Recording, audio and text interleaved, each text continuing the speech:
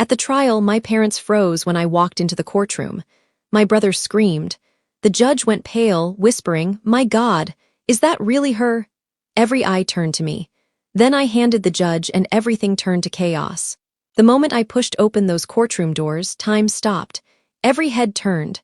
My mother's lips parted in horror. My father's eyes widened. And my brother, my own flesh and blood, screamed my name like he'd seen a ghost. Maybe he had. 3 months ago, I was supposed to be dead, buried, forgotten, erased by the very people who called themselves my family. They held a funeral, cried crocodile tears, then signed contracts worth millions over the ashes of my name. But I didn't die. I clawed my way back from that wooden coffin, from the dirt they used to hide their sins.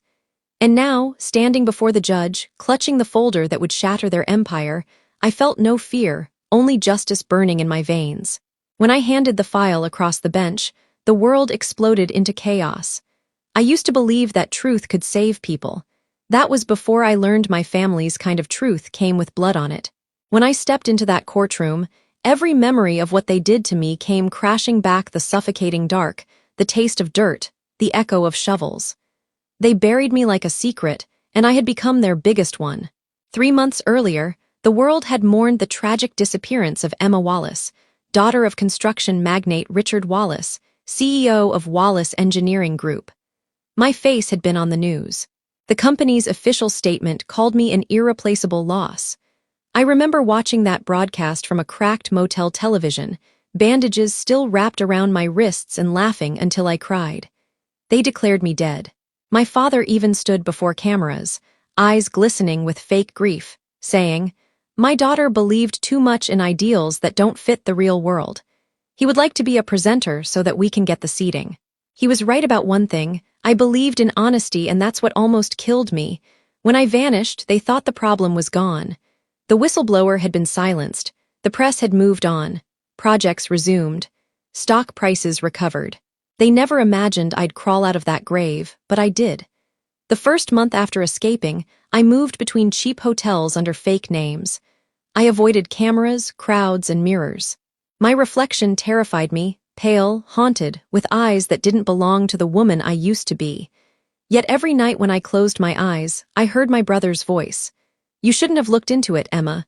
You should have stayed quiet." His words before the darkness hit me. I couldn't erase them. Those 3 months became my rebirth, the death of who I was and the making of who I had to become. I spent them collecting scraps of information, tracing old emails, bank statements, and project files I had once helped design. Everything I found led back to the same truth. My father and brother had replaced quality materials with cheap ones, bribed inspectors, and falsified reports for millions in profit. When I confronted them, they didn't argue. They eliminated me. But you can't bury a conscience forever, so I planned my return like an architect designing a building. Every move measured, every corner reinforced. I studied court schedules, watched from afar as victims sued Wallace Engineering for the damage their fraudulent constructions caused. I waited for this trial, the perfect moment when their empire looked untouchable again. And then I walked in alive. That was the day I stopped being their daughter. That was the day Emma Wallace became the ghost that would haunt them until the truth burned everything they'd built. It happened on a Thursday evening. The kind of gray, restless dusk that smelled like rain and unfinished lies. I was still at the Wallace Engineering headquarters, hunched over my desk, reviewing the latest inspection reports for the Riverside Overpass project. Something didn't add up. The concrete density was lower than the approved standard, and the safety certifications had identical timestamps forged. I'd confronted my father about it that morning, and he'd brushed me off with that cold, patronizing tone that always made me feel like a child. "Emma," he'd said, adjusting his gold cuff links, "you're an engineer, not a crusader. You don't understand how real business works." But I did. I understood too well. Real business, his kind, was built on cutting corners and burying bodies under concrete. I was about to shut down my computer when my phone rang. Liam's name flashed on the screen. "Emma," he sounded breathless, panicked. "There's been an accident at the northern site. The foundation's collapsing." Dad's furious. He said, "Only you can fix this. Please hurry." Even after all the arguments, all the shouting, I still believed him. He was my little brother, the one who used to chase fireflies with me behind Mom's garden. I grabbed my jacket and the technical plans, thinking only of preventing another disaster. Rain had begun to fall by the time I reached the outskirts of the city. The road curved through empty industrial lots and dark trees. The sight should have been bright with floodlights and workers, but it was silent. Too silent. I parked, stepped out, flashlight in hand. The ground was slick with mud. "Liam," I called. My voice echoed against the hollow steel beams. "Nothing, just wind." Then a crunch behind me, footsteps. I turned, heart pounding. "Liam, is that you?" A shadow moved. Something heavy struck the back of my head. Pain exploded. The world spun and everything went black. When I woke, my mouth was taped, wrists and ankles bound tight with coarse rope. I was lying on wood, narrow, confining, reeking oil and earth. Panic flooded me. I kicked, screamed, but the sound died against the tape. Then I heard the rhythmic thud of shovels, dirt hitting wood. They were burying me. The air grew thin. My lungs burned. I tried to scream my brother's name, Liam, but it came out as muffled gasps. The weight of soil pressed down harder with every second. Tears soaked the duct tape, the sound of my heartbeat pounding louder than the shovels. And then, just before everything went dark, I heard his voice. "Make sure it's deep enough. No one ever finds her." That was Liam, my brother. That was the moment I stopped believing in family. When consciousness crawled back, it came in fragments. The crackle of firewood, the smell of pine smoke, and the sting of bandages around my wrists. I was alive somehow. A voice murmured near me, low and rough like gravel. "Easy, kid. You're safe now." I blinked against the dim light and saw a man sitting by a flickering stove, gray hair, weathered hands, eyes as sharp as a hunter's. He wore a thick wool sweater and boots caked with mud. "My name's Ethan Graves," he said softly. "Found you half buried in the woods near the northern site. You were barely breathing. I tried to speak, but my throat felt raw." He handed me a metal cup of water. "Don't talk. Drink." The liquid burned going down, but it was the sweetest thing I'd ever tasted. "How did you know I was there?" I finally whispered. Ethan poked the fire with a stick, his face illuminated by the glow. "I'm a retired forest ranger. I patrol the area sometimes." That night, I saw headlights and heard engines when no trucks were supposed to be there. I thought of poachers, maybe illegal logging. Then they left and I heard knocking from underground. He looked at me for a long moment, so I dug. I pressed my hands to my face, shaking. The memory hit me all at once. The shovels, the dirt, the voice, my brother's voice. "Did you see them?" I asked. Ethan nodded slowly. 4 men, 3 laborers, one in a suit who just stood there smoking. He didn't get his hands dirty, but he gave orders. My stomach turned cold. That was Liam. For the next few days, Ethan took care of me. He lived in a small cabin hidden deep in the forest. Just him, an old hound, and shelves filled with hunting trophies and worn books. He didn't ask too many questions, but I could feel his curiosity. On the 3rd night, I told him everything. When I finished, he sighed and leaned back in his chair. "You've seen the devil up close, Emma, but you've still got a choice. Hide from it or drag it into the light." I stared at the bandages on my hands. I can't hide anymore. Ethan gave me something before I left, a small black digital recorder. "Old but reliable.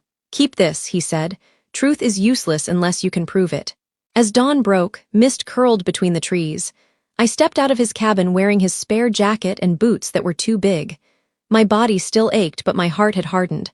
I looked back once. Ethan stood in the doorway, arms crossed. "You're going to war, kid?" I managed a faint smile. "No," I said, "I'm going home." When I returned to the city, it no longer felt like home.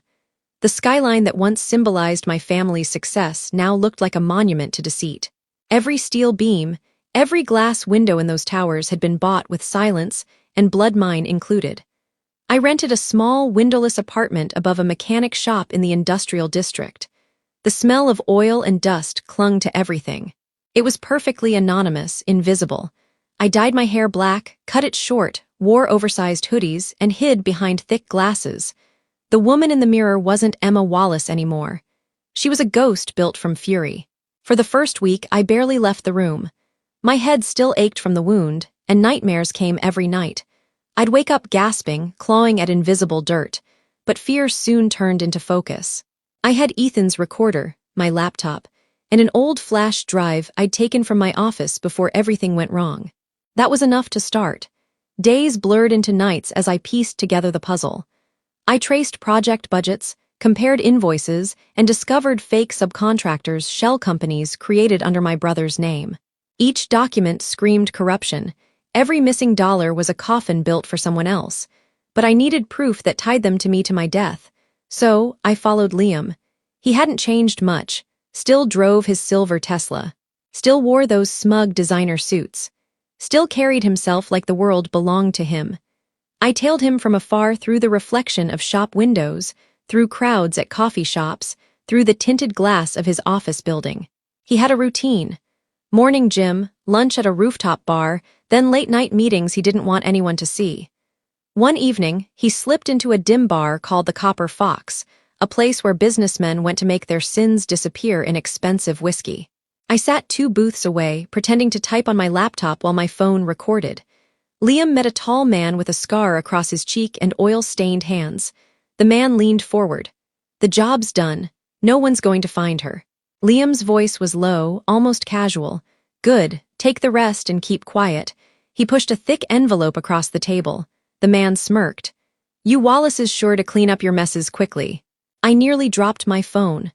My stomach twisted as if I were reliving that night all over again. Liam had paid for my grave, my own brother. When they left, I sat frozen until the bartender asked if I was okay. I just smiled weakly, slipped out the back door, and walked into the cold air. That night, I replayed the recording over and over. His voice was clear as day. "Good. Take the rest and keep quiet." The ghost in me stopped trembling. She started planning. I waited a week before reaching out to her. I wasn't sure if she'd believe me or worse, if she'd tell them I was alive, but the loneliness was eating me from the inside. I needed to see her to remember that someone in that cursed house might still have a soul. I used a public pay phone near the bus station. The line rang 3 times, then her voice, soft, tired, trembling, answered. "Hello, Mom," I whispered. "It's me." Silence, then a sharp breath. "Emma," she said, barely audible. No, that's not possible. "It's me, Mom, I'm alive, don't say my name, just listen." Her sobs filled the line. Oh God, I knew it. I knew something was wrong. "They said you died in an accident, but I never believed it." We agreed to meet the next day, the old park by the lake, the one with the broken swing where she used to take Liam and me as kids. It was drizzling when I arrived. I wore a black coat, hood up, heart pounding like a drum. When she appeared, I almost didn't recognize her. Her hair, once golden, was now silver. Her face carried the kind of grief that doesn't age you. It hollows you out. "Mom," I said, stepping from the shadows. She froze, eyes wide, hand over her mouth. "Emma," she whispered as tears streamed down her cheeks. "My baby," she ran to me, trembling, and I caught her in my arms. For a moment, we just stood there crying in the rain like 2 broken souls who'd finally found each other again. "I tried to tell them," she said, her voice shaking. "Your father, he told me it was an accident." But the way he avoided the topic, the way Liam wouldn't look at me, I knew. I told her everything. How Liam had called me that night, how I'd woken in a coffin, how a stranger had pulled me out. I showed her the recording on my phone. When she heard Liam's voice say, "The job's done, no one's going to find her," she covered her mouth and gasped. No, not my son." She sat on the wet bench, hands trembling. "I raised monsters," she whispered. One greedy, one obedient, and I just stood there pretending not to see. I placed my hand over hers. "You can still help me, Mom. You're the only one who can." She looked up, eyes red but burning with resolve. "What do you need?" "I need proof, files, letters, contracts, anything that ties Dad and Liam to the fraud." She nodded slowly. "I know where he keeps them, the safe in his office. He still thinks I don't remember the code." That night, she sent me a text from an unknown number. "It's done. Check the package locker at Union Street." Inside, wrapped in an old silk scarf, was a flash drive and a note written in her delicate handwriting. "Ended, Emma, and the lies for both of us." The night I opened the flash drive, my hands were shaking so badly, I almost dropped it. The files inside were everything I'd hoped for and everything I feared. Emails with city officials arranging unrecorded payments. Bank transfers to ghost accounts under fake names. Project blueprints altered after government approval. And handwritten notes. My father's looping signature scrolled across the bottom. "Use cheaper materials. No one will notice. It wasn't just fraud." It was murder disguised as business. I stared at the evidence until my eyes burned. Every click of the mouse was a memory, every signature, another nail in the coffin they'd built for me. I thought of the victims of the bridge collapse, of their families who still believed it was a construction error. My father had ruined lives and buried the truth under concrete. He tried to bury me, too, but now I had the power to bury him. I couldn't go to the police. He had friends there, people who owed him favors.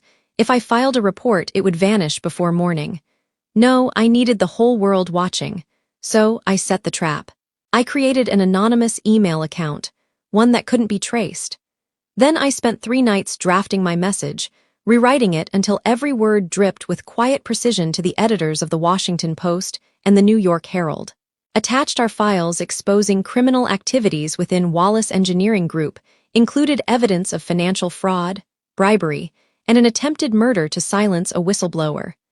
You'll find the truth. The rest I'll reveal soon in person. When I clicked send, my breath caught. I felt the air shift as if the city itself was holding its breath. 2 days later, it exploded. Headlines flooded the internet.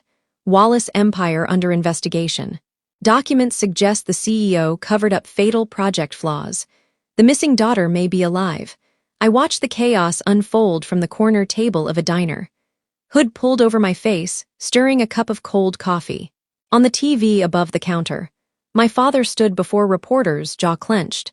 "These accusations are baseless," he said, his voice steady, but his eyes frantic. "Our company is built on integrity." Liam stood behind him, pale and sleepless. My burner phone buzzed. It was a message from Mom. "He's furious. Liam's breaking. They're talking about going back to the site to make sure you're really gone." My pulse quickened. It was happening. I replied with only 2 words. "Let them." That night I packed my camera, Ethan's recorder, and a flashlight. The drive back to the forest was silent, except for the rain hammering the windshield. The same road, the same trees, the same dirt that once tried to swallow me whole. But this time, I wasn't the one being buried. This time, I was the one waiting. The forest was silent that night, the kind of silence that feels alive, breathing with the ghosts of what it has seen. I parked the old pickup truck a mile from the site and continued on foot, my boots sinking into damp soil. The air smelled of rain and rot. My flashlight cut through the mist in thin, trembling beams. Every step felt heavier, slower. This was where I had died once. The trees seemed to lean closer, whispering the memory of my screams back to me. I crouched behind a fallen log and waited.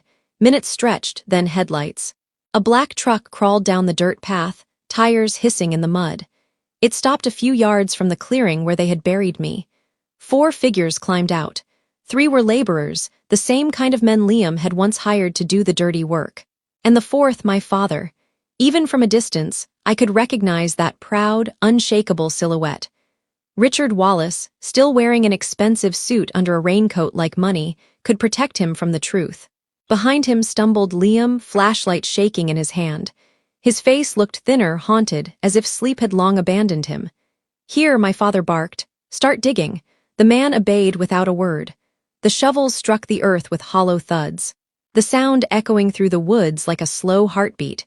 Each scoop of dirt sent chills down my spine. I turned on Ethan's recorder. Click. The shovels hit something solid wood. One of the men wiped sweat from his brow. "Found it, boss." "Open it," Dad ordered. The lid cracked open with a groan. The stench of wet wood and decay filled the air. The men stepped back uneasy. "It's empty," one whispered. "Silence." Liam's flashlight slipped from his hand. "No," he muttered, "that's impossible." My father leaned forward, his voice sharp, low, deadly. "What do you mean empty? I swear, sir. We buried her right here." Dad's fist slammed into the man's face. "Do you think I'm a fool?" He turned to Liam, his voice rising, cracking through the rain. "You said she was dead." Liam's lips trembled. I saw it. I saw her stop breathing. He stopped, eyes darting toward the trees, his gaze locked on me. For a moment, everything froze. The world seemed to hold its breath. "Dad," he whispered, his voice breaking. "She's here."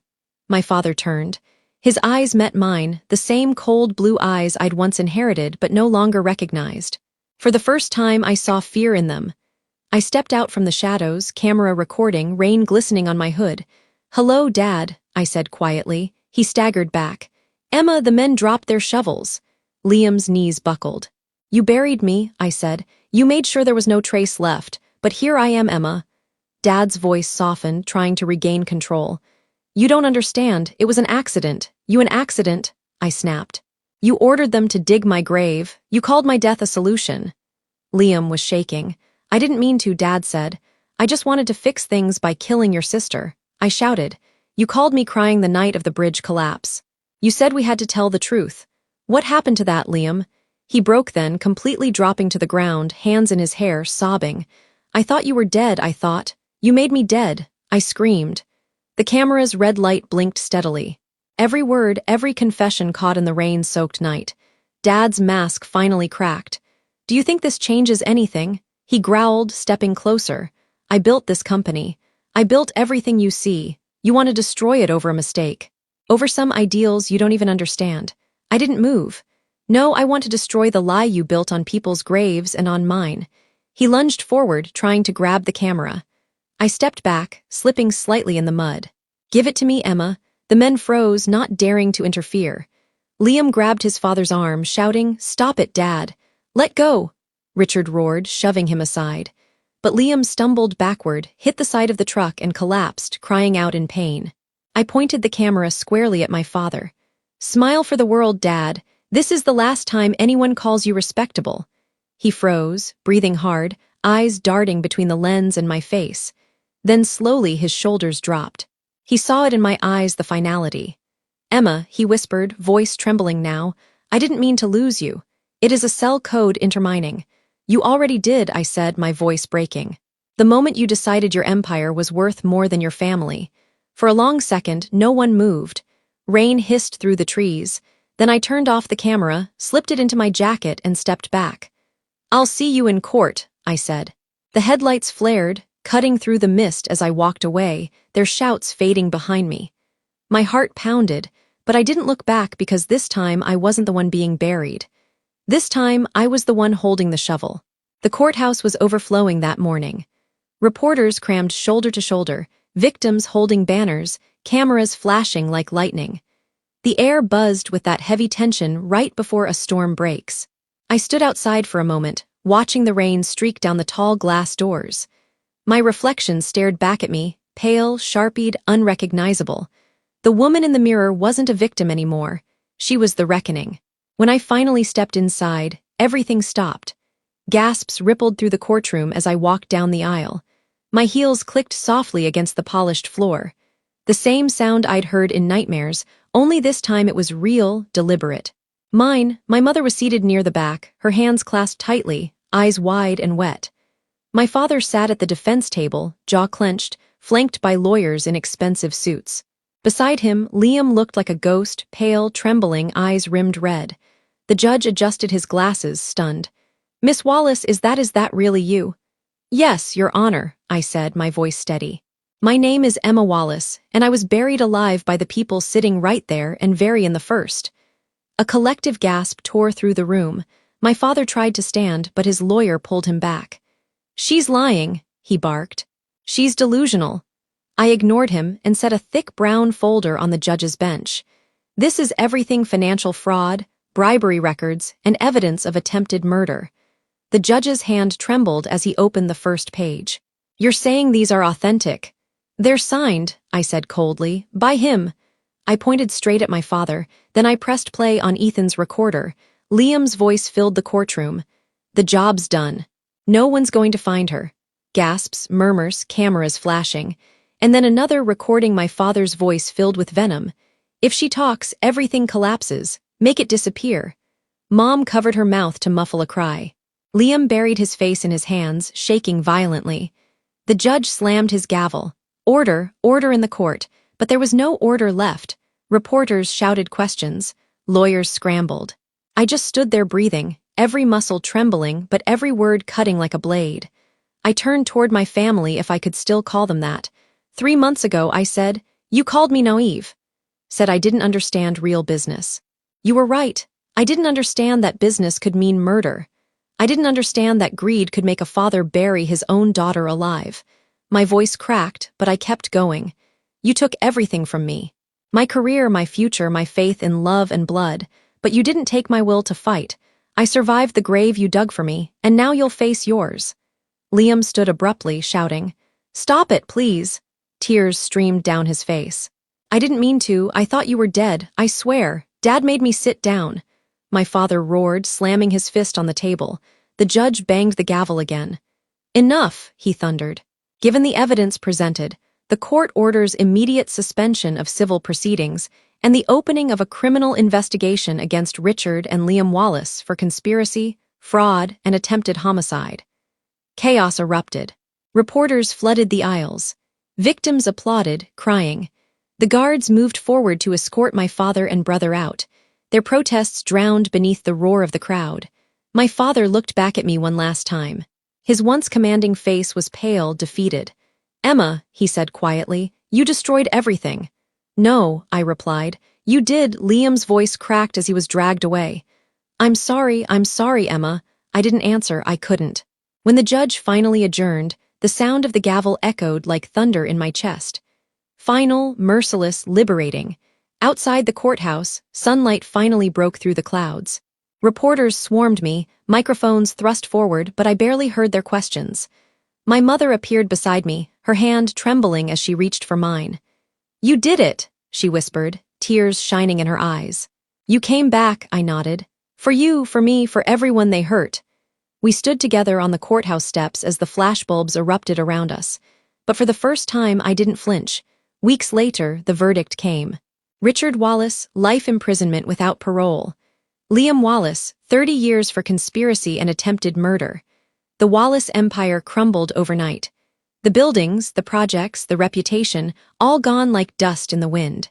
I moved back to the small cabin in the woods where Ethan had saved me. Sometimes I wake in the night, gasping for air, feeling the dirt again. But when I step outside and feel the wind on my face, I remember I'm still here. Justice isn't just about punishment. It's about truth surviving long enough to be heard. And mine was finally heard because in that courtroom, under the harsh white lights and the roar of cameras, I stopped being the girl they buried and became the woman who made the whole world watch them fall.